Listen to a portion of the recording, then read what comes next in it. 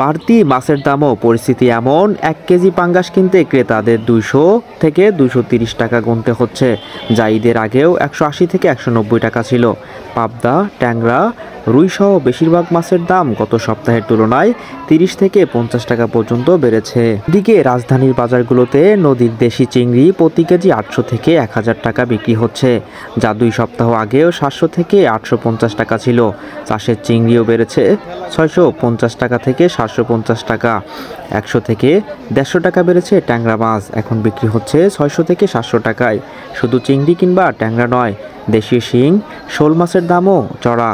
শিং 850 থেকে 900 টাকা, শোল 800 থেকে 850 টাকায় বিক্রি হচ্ছে। এমনকি পুঁটি মাছও বিক্রি হচ্ছে 600 থেকে 800 টাকায়।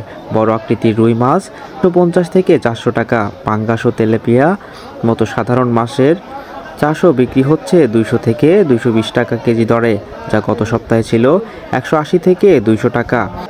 রমজানে স্বস্তি ফিরলেও এখনও যেন মাছের দাম উঠতি, ক্রেতা থাকলেও তুলনামূলকভাবে বিক্রি হচ্ছে না মাছ। এদিকে মাছ ব্যবসায়ীরা বলছেন, নদীতে পানি না থাকায় মাছ কিনতে হচ্ছে চাষাদের থেকে এবং দাম কিছুটা উঠতি। লাইভ নিউজ, জনতা ভিশন টিভি।